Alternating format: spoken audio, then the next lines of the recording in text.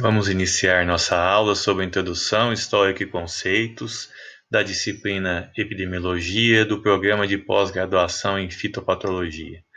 Vamos dividi-la em duas partes. Essa primeira parte a gente vai falar um pouquinho sobre o histórico e alguns conceitos básicos. Na segunda parte, eu vou deixar com vocês uma parte conceitual para revisão. Na verdade, vocês já viram na graduação, então vai ser uma revisão sobre o tema, tá bom? Vamos lá. Vocês já conhecem, já estudaram a fundo que estão os 4 principais patógenos associados a doenças. Os 4 principais agentes etiológicos que nós vamos falar o tempo todo.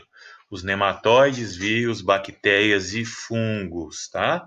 Cuidado, patógeno não é doença. Doença é a interação com o hospedeiro, alface, tomate, batata, café e o ambiente. Tá bom? Tá aí o triângulo da doença influenciado por nós, não é?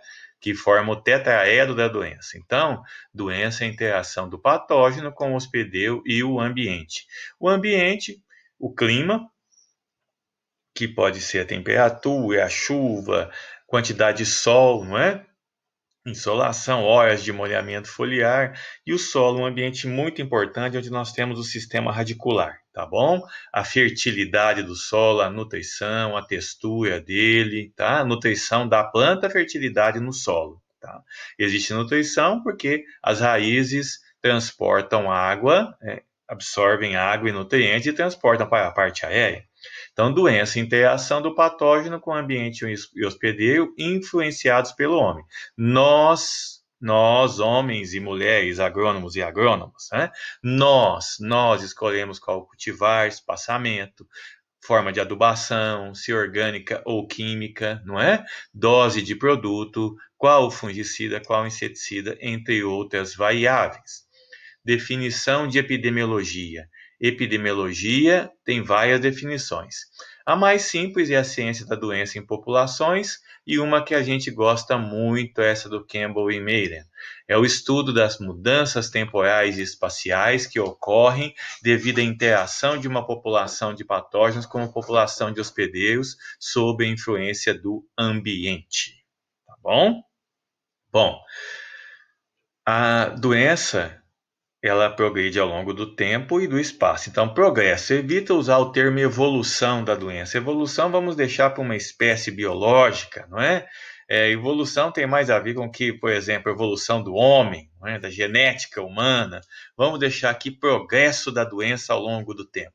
Então, tempos, meses do ano, dias da semana, ou anos que vão passando aí, se for uma cultura perene como eucalipto, por exemplo, a morte ou cancro em diversas árvores, tá? Ao longo de vários anos, porque demora para ocorrer, não é verdade? Então é a curva de progresso, essa da ferrugem do café, mostrando um pico da ferrugem do cafeeiro, lá em maio, junho, são sinais da doença, ferrugem são os sinais. Sintomas: amarelecimento, esporulação, sinais. Então, nós temos sinais. Aqui a incidência dos sinais.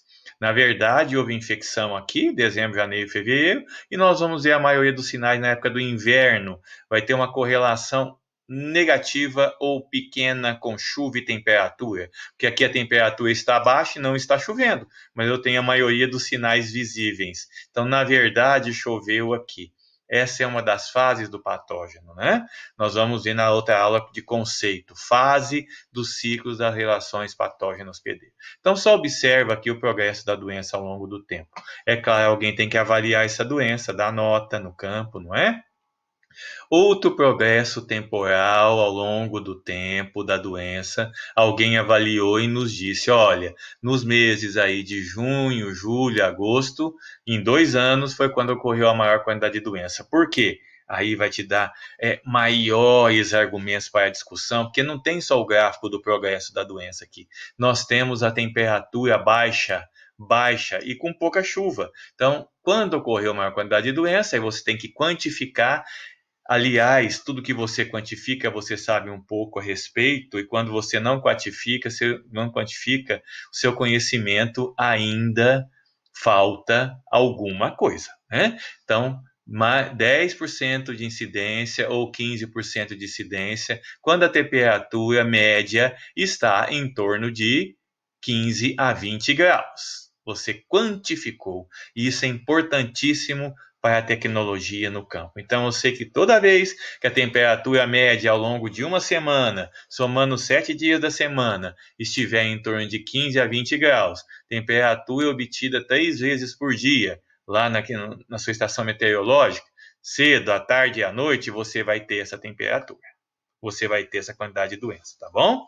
E não precisa de muita chuva, menos do que 20 milímetros de chuva acumulado em um mês, tá bom? Também posso fazer esse progresso espacial da doença, mostrando aqui numa área, por exemplo, de 10 por 50 hectares, eu tenho reboleias onde eu tenho maiores quantidades de doença. Posso fazer em 3D também para mostrar na área onde estão as maiores quantidades de doença e as maiores reboleias. Aonde eu sei que estão as reboleias, eu posso colocar um fungicida, uma dose de fungicida maior, não é verdade? Então, progresso ao longo do espaço, tá bom? Definição de endemia e epidemia. Na área médica, endemia é tudo aquilo que está restrito a um local. Nós não podemos usar essa definição em agricultura, tá bom? É feito isso na medicina para evitar o pânico. Por exemplo, está tendo um surto de dengue, mas restrito a um bairro, tá? A um determinado bairro. Isso é endêmico para a medicina. Está tendo mofo branco e um pivô central de 30 hectares na fazenda tal. Não é endêmico, é epidêmico lá naquela propriedade, tá? O produtor vai ter que tomar decisões de controle, tá bom? Não é porque está numa área restrita. Então, qual a definição para nós em agricultura e epidemia? Quando o número de lesões infecciosas é maior do que o número de lesões não infecciosas ao longo do tempo. Vai tendo aumento das lesões infecciosas. Em uma semana você tem 10 lesões, na outra é 100, na outra é 1.000.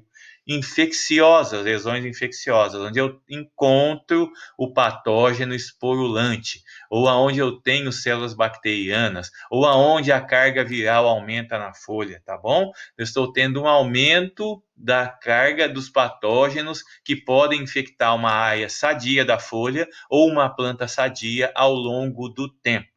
Lesão não infecciosa, não tem patógeno aqui sendo em esporulação, se for um fungo, por exemplo, tá? Não tem bactéria exudando aqui. Então eu só tenho a lesão. É importante? Importante porque causa um dano ao hospedeiro. Mas epidemiologicamente não causa progresso da doença, aumento da doença, porque eu não tenho patógeno aqui sendo disseminado. Epidemia, número de lesões infecciosas igual de removidas, 10 lesões numa semana, 10 na outra, 10 na outra, tem um balanço, não é? Balança igual, não tem o progresso da doença ao longo do tempo, tá bom? Então, isso é um processo endêmico, seja numa área localizada ou não. História das epidemias, tá? Temos um relato muito antigo lá em Amos, capítulo 4, versículo 9, na Bíblia. Eu vos feri com um vento abrasador e com ferrugem a multidão de vossas hortas e de vossas vinhas. Tá? Um relato da doença. Relato da doença. Olha ali o relato do Ergot na França, né, em 857, 1039 depois de Cristo.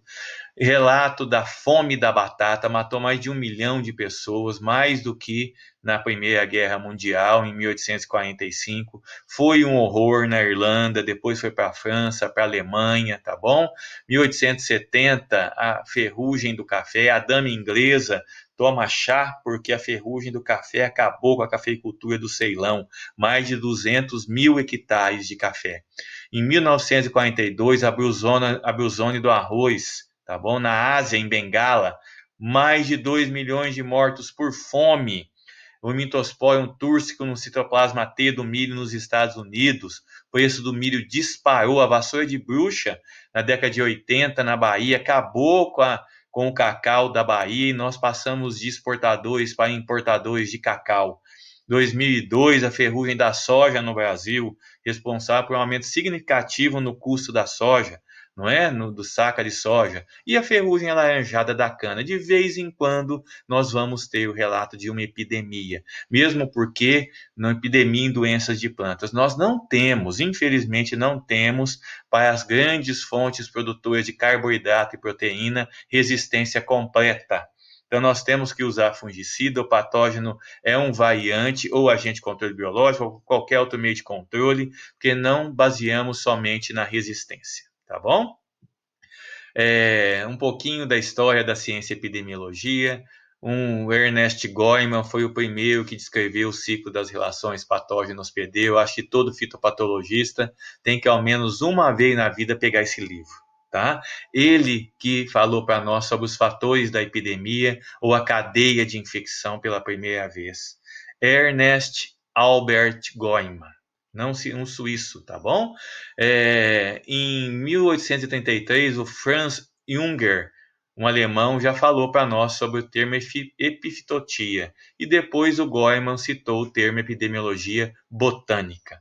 Em 1960, um marco para nós, a análise da epidemia do Jonathan Edward van der Planck, um sul-africano, um capítulo do dicionário da fitopatologia, os 5 volumes, tem na nossa biblioteca também, na cor vermelha, os livros lá, do Horsfall e Dimon. Então, também muito interessante de ser lido, eu acho que a gente tem que ler, não é? E em 63, outro marco da epidemiologia, Plant Disease Epidemics and Control, tá bom? Também do Van der Planck. Alguns livros aí que a gente pode consultar, baseados no histórico da epidemiologia. E depois vier uma literatura clássica, né, do Jürgen Kranz, Epidemics of Plant Disease, em 74, que foi até o livro do Maiden, Hughes and Van den Bosch, The Study of Plant Disease Epidemics, em 2007. Bom, essa é a nossa primeira parte. Encerro por aqui